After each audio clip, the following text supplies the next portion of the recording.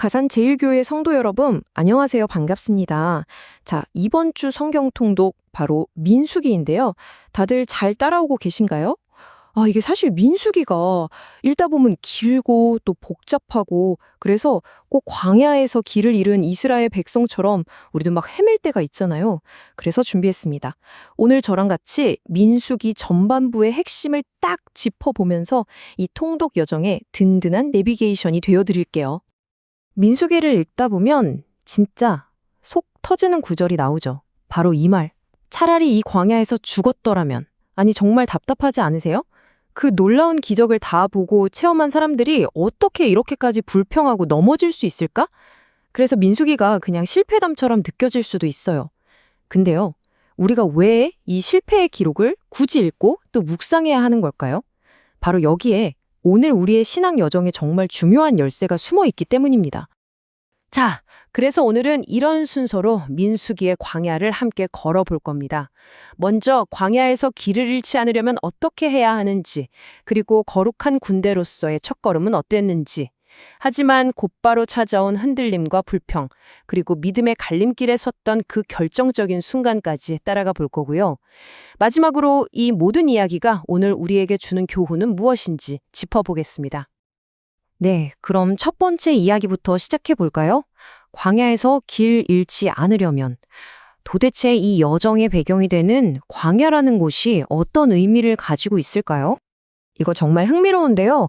우리가 민수기라고 부르는 이 책의 원래 히브리어 제목이 뭔지 아세요? 바로 베미드바르, 뜻은 광야에서입니다. 와, 제목 자체가 그냥 스포일러예요. 모든 내용이 이 안에 다 담겨 있는 거죠. 그러니까 광야는 그냥 가나안 땅으로 가기 위해 거쳐가는 그냥 통과 지점이 아니라는 거예요. 여긴 바로 하나님의 백성이 하나님과의 관계를 배우고 믿음으로 사는 법을 온몸으로 익히는 일종의 신앙 훈련소였던 겁니다. 자, 그럼 이 광야 훈련소에 막 입소한 이스라엘 백성들의 첫 걸음 한번 따라가 볼까요?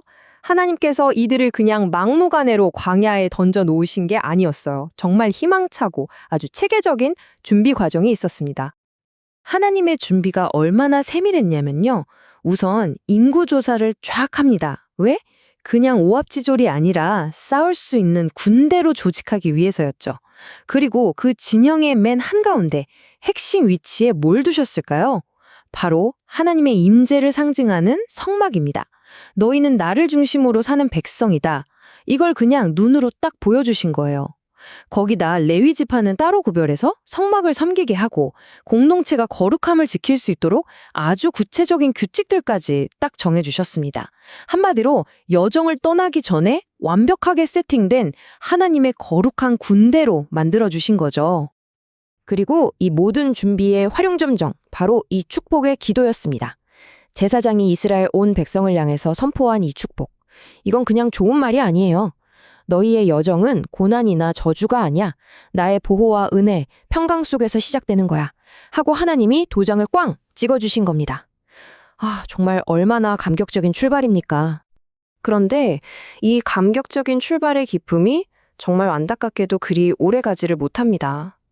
하나님의 그 완벽한 준비와 축복에도 불구하고 공동체 안에 스멀스멀 균열이 생기기 시작해요. 바로 불평이었습니다. 이게 진짜 아이러니한 부분이에요. 생각해보세요. 이스라엘 백성들 눈앞에는요, 하나님의 인도하심이 너무나 명백하게 펼쳐져 있었어요. 낮에는 구름 기둥이 시원한 그늘이 되어주고, 밤에는 불 기둥이 따뜻한 빛이 되어서 갈 길을 완벽하게 안내해주는 24시간 풀케어 내비게이션이 있었던 거죠. 그런데도 그들의 입에서 터져나온 건 감사가 아니라 원망이었습니다. 그럼 도대체 뭘 불평했나 한번 볼까요? 바로 음식이었습니다. 하나님이 매일 아침 내려주시는 그 신비한 양식, 만나를 거부하고는 노예로 살던 애굽에서 먹던 음식이 그립다고 아우성이었어요. 여러분, 이게 그냥 오늘 메뉴 별로네 하는 단순한 투정이었을까요? 아니죠. 이건 사실 하나님이 주시는 것보다 차라리 노예 시절이 더 좋았어요 라고 말하는 것과 똑같았습니다. 하나님의 공급과 인도를 정면으로 불신하는 아주 심각한 불신앙의 표현이었던 겁니다. 그리고 이 작은 불씨 같았던 불신앙이요. 결국 이스라엘 전체의 운명을 뒤흔드는 거대한 갈림길로 그들을 끌고 갑니다.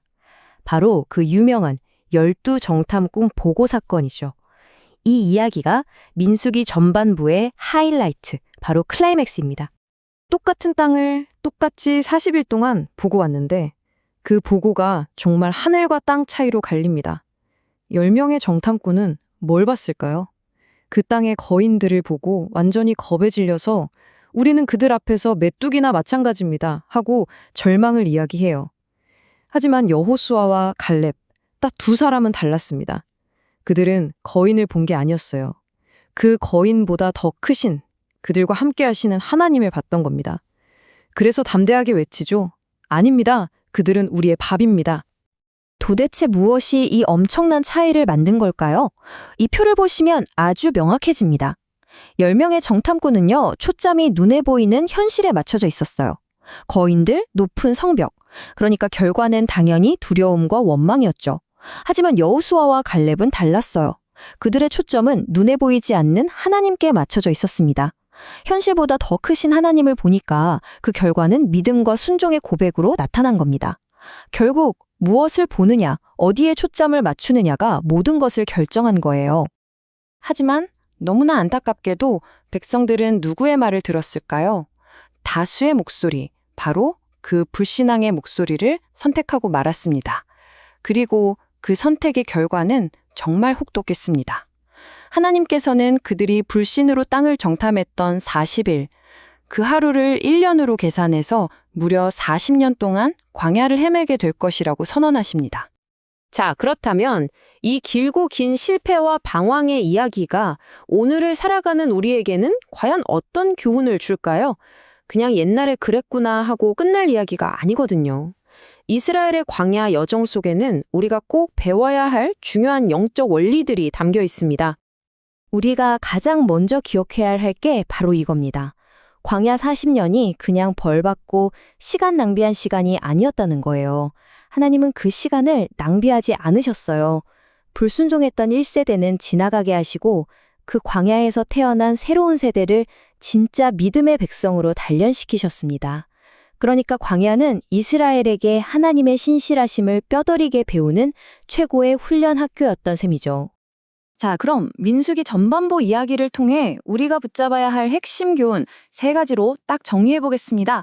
첫째, 하나님은 준비시키시는 분이다. 아무 계획 없이 우리를 이끄시는 게 아니라 모든 여정 전에 질서와 목적을 세워주십니다. 둘째, 불평은 곧 불신앙이다. 그냥 기분 나빠서 하는 말이 아니라 하나님의 공급과 인도를 의심하는 마음의 표현이라는 걸 잊지 말아야 해요. 그리고 마지막, 셋째, 가장 중요한 거죠. 믿음이 우리의 미래를 결정한다. 내가 거인에게 집중하는가 아니면 하나님께 집중하는가에 따라 우리의 운명이 완전히 바뀝니다. 사랑하는 가산제일교회 성도 여러분, 이번 주에 민수기를 계속 읽어나가시면서 이 질문을 꼭 스스로에게 던져보셨으면 좋겠습니다. 오늘 내 삶이라는 광야에서 나를 두렵게 하는 거인은 대체 무엇인가? 그게 어쩌면 건강 문제일 수도 있고 재정 문제일 수도 아니면 사람과의 관계 문제일 수도 있겠죠. 여러분은 지금 그 거대한 문제 앞에서 나는 메뚜기야 하며 주저앉아 계십니까? 아니면 그 문제보다 훨씬 더 크신 하나님을 바라보면서 아니야, 저건 내 밥이야 라고 믿음으로 선포하고 계십니까? 꼭 기억하십시오. 우리의 시선이 어디를 향하는가에 우리의 미래가 달려 있습니다.